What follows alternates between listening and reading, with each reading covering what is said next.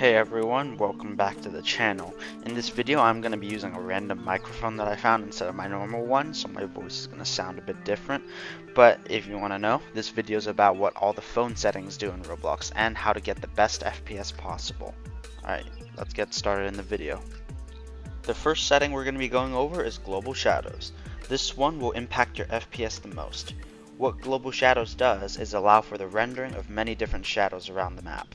This will make interior lighting seem a bit dimmer, but it'll be more realistic, as well as make other objects around the map cast shadows on the ground. It will reduce your FPS massively, though. If you want smooth gameplay, you have to turn this option off. You can see how much it reduces my FPS just by turning it on and off. And just so you know, Global Shadows is automatically turned on by default each time you join a server, even if you turn it off in the last server. So you need to keep turning this option off each time you want to join or play Mad City. The next setting is Animated Water. This one is also set to on by default each time you join a server, but in this case I'm fine with it. What it does is makes the water animated, and if you can't visualize what I'm talking about, I'll show you here. As you can see, this is still water and this is animated water, and just so you know, it doesn't actually change the physics, it just changes the textures. If you notice, my FPS doesn't actually change. Apparently this is so easy to render that your FPS won't drop by much, but if you do experience FPS drops with this setting on, you should turn it off, but I don't really see why anyone should because my FPS doesn't change much at all. Now for the water caustic setting, this one is also reset to on every time you join a server, and what it does is it allows for the rendering of shadows underwater. And here we have a few comparison photos. You can see the phone and the options to the left, and you can choose which one is better for you because there's no real change in FPS for me. Moving on to the vehicles section, first we have drifting. Now this is entirely personal preference, but I'll go over some pros and cons. Starting with new drifting, with this drifting option you have a lot of control in your drifts and turns, but you lose a lot of speed when pulling out of a drift, and you may end up using a lot more nitrous. You can make instant turns with this drifting mode by tapping shift while turning, and this is good for escaping or chasing people. You can also make zero speed turns by holding shift and the turn button. This is also very good for free roam. And for these last three reasons, this is why I find myself using this option the most. It's just so good for free roam. But if you want slightly less sensitive drifting and the ability to not lose much speed when exiting a drift, then the old drift mechanics are for you. You're also able to make instant turns the same way as new drifting, except better and faster. But when you try to make zero speed turns, it just won't work at all. So basically, the old drifting is for more technical drifters, whereas the new drifting is for free roam players. Just try whichever option is best for you, and then stick with that one. Next, we have plane physics, and what this really means is just aircraft physics. The plane physics applies to both helicopters and jets, and some compatible vehicles are the Blackout, the X-10, the Spitfire, but not all vehicles are actually compatible. And if it's not compatible, it'll always fly in basic mode. And you guys should know what basic mode is. It's just a low maximum speed, automatic pitch stabilization, stuff like that. It has some advantages as ease of use. It's not very easy to fail using this method, and it's just basically the old flying. You'll notice that I have no boost and it's easy to get out of the crash anyway. My recommendation for jets like the X-10 and the Raptor is to always stay in advanced mode. Advanced mode will lock your camera in place, but it will give you full control of your aircraft. If you're worried about crashing, not to worry. They've increased the engine power to let you get out of scenarios like that. You want to choose this mode for competitive play because you just get so much control with it. And you also get access to nitrous in the compatible jets, letting you go much faster than usual. And you'll win pretty much every dogfight this way against a basic pilot. For helicopters like the Blackout, I recommend staying in basic mode.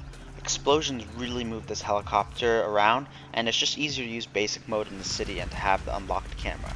You'll find yourself crashing a lot in advanced mode, as well as not being able to take off very easily. And don't get me wrong, advanced mode can be fun and useful at times, but I just recommend basic mode because it's just so easy to use in the city. You guys have probably guessed that the helicopter and plane sensitivity options make your vehicle more or less sensitive to inputs.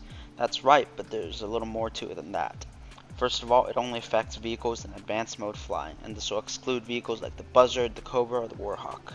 Secondly, it only affects mouse control sensitivity. It won't affect your movement keys, and this option applies to both helicopters and jets. It'll make your aircraft a lot more responsive to your mouse movements, and if you didn't know, jets actually do have the ability for mouse control. Note that these options always reset when you rejoin a server. It resets to the default of 5, which is pretty annoying, but choose whichever option fits you best. I usually choose 1 plane sensitivity. You can ask me in the comments why, and I don't pick helicopter sensitivity because I fly that in basic mode. What anti-stall boost does is activate your jet boost when your engine is stalling. Engines will stall when your aircraft speed is too low, and this happens mostly when your jet pitches directly up and starts to lose velocity. At this point, it will activate your boost automatically to keep a minimum speed. And I keep this option off because I prefer to have all my nitrous to myself. I'm not going to go over vehicle lock too much because everyone already knows what that does, but there are some interesting things you can do with it that you might not have known. One thing is with the shell ride or the SWAT, you can lock someone in the vehicle just by getting them inside and then activating the lock. As you can see, I'm stuck in here and I cannot get out in any way. Even if I try to spawn a halo, this button right here with the E to sit down will not let me get out. And so this is a great way to troll your friends, especially if they're on the same team, because then they can't destroy the vehicle to get out. You guys probably already know what map markers do. It'll disable all the map icons on the map, and you may not think that there's much use for this, but there actually is. If you're not heisting and you want to PvP someone, you'll notice that when you look at someone, the map icon is rendered over the person, which can get annoying in PvP because it can obstruct your view. So whenever I'm PvPing, I turn the map markers off so that I can see the player very clearly. And if you're heisting, then you probably want to keep these on so that you know what heists there are. This option will always reset to on every time you rejoin a server. Name tags are also pretty self-explanatory. When you turn name tags off, it'll just disable the name tags for everyone, including their levels. This is not very useful. I don't see any use for it, and it's kind of buggy. Sometimes name tags will appear even if you have it turned off, but this option will always reset to on every time you rejoin a server. What streamer mode does is disable the sound by some copyrighted sounds in Mad City. This applies to emotes almost exclusively. You can try to turn on streamer mode to disable heist music like club and pyramid, but it won't disable that. It'll only turn off emote sounds. Finally, we have the test server teleport. It's only ever open to a few people, which is either mods and QAs, which is rank 4 in the Swifty group, you might see that error message sometimes, or people above prestige 1. Alright guys, thanks for watching.